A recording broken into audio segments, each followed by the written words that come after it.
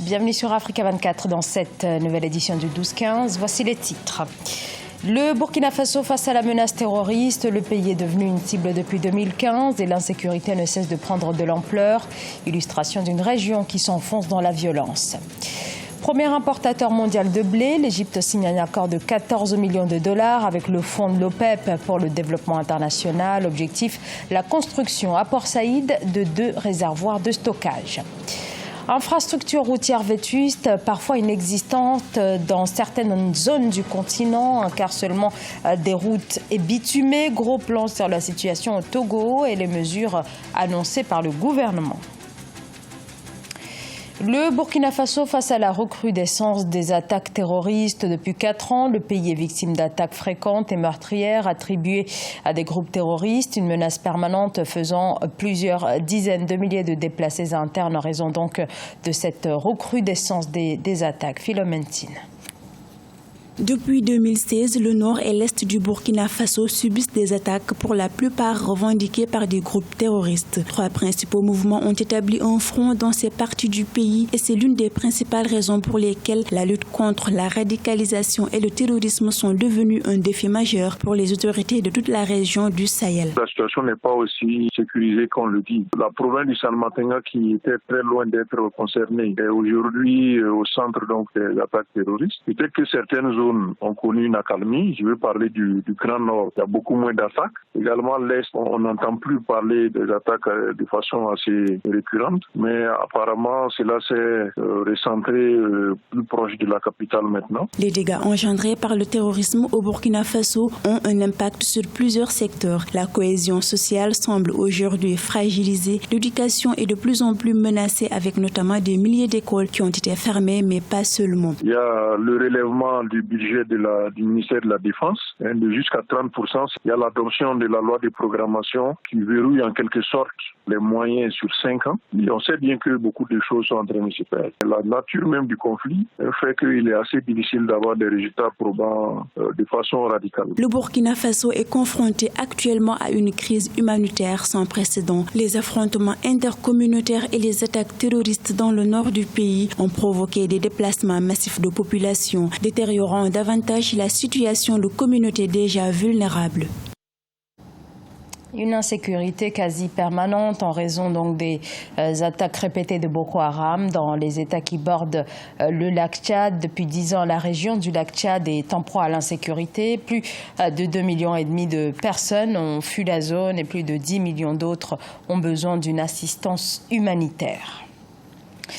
L'Égypte, qui possède une capacité de stockage de 3 millions de tonnes de blé, veut accroître ses capacités. Pour ce faire, le gouvernement vient de signer un accord de 14 millions de dollars avec le fonds de l'OPEP pour le développement international afin de construire 2 réservoirs de stockage dans la ville portuaire de Port Saïd. Siam de Victoria Sedji. Afin d'optimiser la conservation du blé, le gouvernement égyptien a signé avec le fonds de l'OPEP pour le développement international un accord de 14 millions de dollars. Ce financement est destiné à la construction de 2 silos ou réservoirs de blé à Port Saïd, ce qui permettra d'accroître de 15% la capacité de stockage. Ce financement n'est ni plus ni moins un financement de trop dans ce qui convient désormais d'appeler l'Afrique soumise aux déshydratats des grandes importations. Ce n'est pas un financement structurant, ce n'est pas un financement qui va apporter de la plus-value à l'économie égyptienne, c'est juste des mesures palliatives. Pour le ministère de l'Approvisionnement, ce projet est une aubaine en termes de désengorgement et de réduction de la durée de transport entre les ports et installations de stockage. L'Égypte est le premier importateur mondial de blé.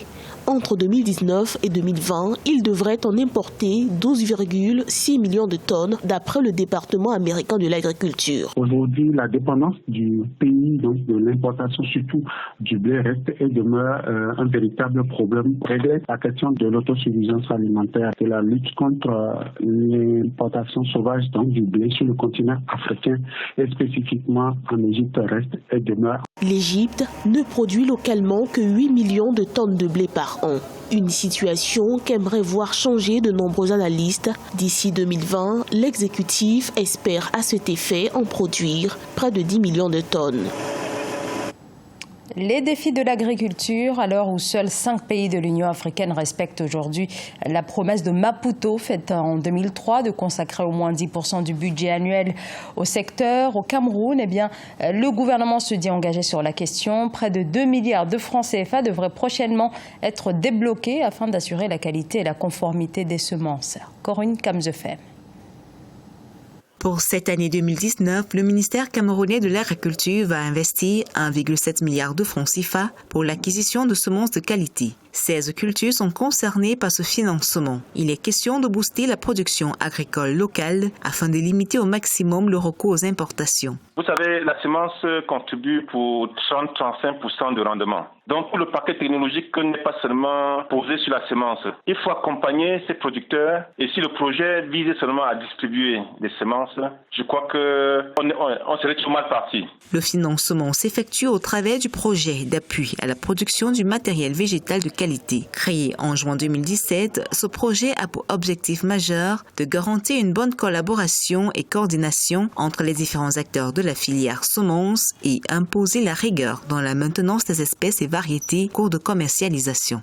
En matière de maintenance, de multiplication de façon pérenne, il faut impliquer les institutions de recherche comme l'IRAD ou Minérésy. Le plus important, c'est la création des banques de conservation de ces semences. Nous avons perdu presque 80% du matériel végétal au Cameroun parce que le Cameroun avait complètement arrêté de maintenir les banques qui permettaient de conserver les semences. Ce fonds d'1,7 milliard de francs CFA mis à disposition est un apport non négligeable pour l'acquisition et la distribution de 298 tonnes de maïs composite. Si ces efforts sont constructifs, 38 tonnes de sorgho, plus d'1 million de plants certifiés de bananiers plantains, 400 plants certifiés de collatiers greffés et environ 1,7 million de boutures certifiées de manioc seraient accessibles.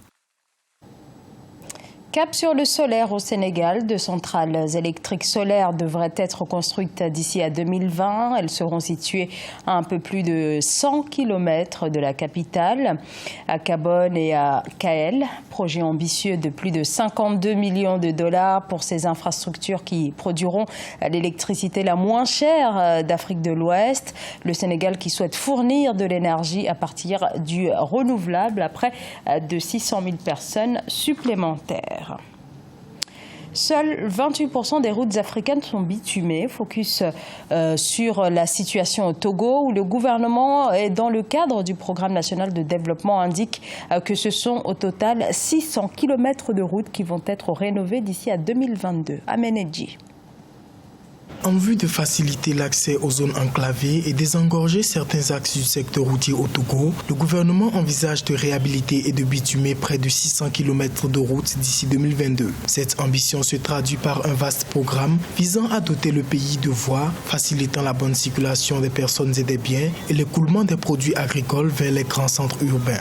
Faire des routes, c'est très bien pour l'intégration nationale et l'intégration régionale. Nous avons 60-70% des gens qui sont à 2 roues. Il faut régler ce problème. Il faut donc faire des routes, ils les prennent en compte, et surtout pour leur sécurité. Le coût global des travaux est estimé à plus de 350 milliards de francs CFA et une partie des fonds a déjà été mobilisée. Il s'agit de revoir dans le sud le grand contournement de Lomé, de Baguida à Adétikopé et les axes Sévier, Kévé, Zolo qui ont une frontière avec le Ghana. Les travaux concernent également d'autres voies nationales difficilement praticables sur 322 km. Les sociétés qui sont chargées de faire ce travail, est-ce qu'elles le font à des coûts compétitifs, des coûts acceptables? Est-ce qu'il n'y a pas des surfacturations? Non, ce n'est pas intéressant si ces coûts ne sont pas contrôlés et s'il n'y a pas des audits. Et enfin, il faut savoir, est-ce qu'on s'occupe réellement des besoins des populations? Outre ces principaux axes qui bénéficieront d'une réhabilitation grâce au projet d'infrastructure et de développement urbain financé par la Banque mondiale, d'autres travaux sont en cours d'exécution dans l'objectif de garantir aux populations une sécurité routière. Ce journal a été réalisé par l'ensemble de la rédaction. Merci de votre fidélité. Dans un instant, une nouvelle édition de l'actualité sur Africa 24.